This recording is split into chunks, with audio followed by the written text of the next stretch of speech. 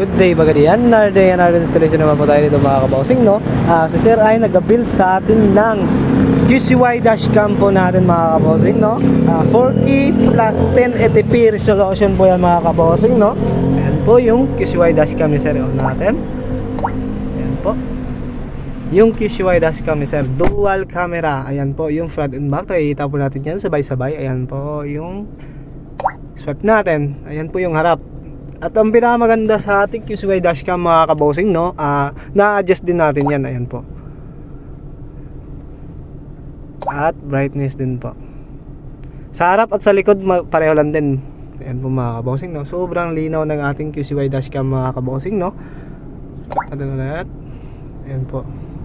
At nag-automatic reverse po yan mga kabossing. Testing natin.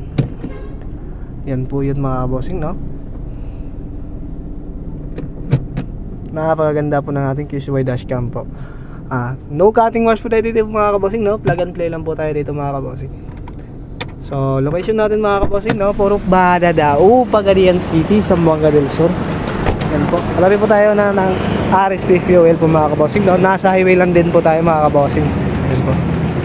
Ito po makita natin Andres Auto Accessories mga kabossing, no, powered by Kion Sondra mga kabossing. Pero bukas po tayo dito sa Monday to Sunday 9 AM to 5 PM tayo dito mga kabossing. At sa malalayang lugar dyan, huwag kayong mag-alala, meron din kaming Facebook page, PM lang kayo sa Andres Auto Accessories mga kabossing, no. Yun lang po, thank you.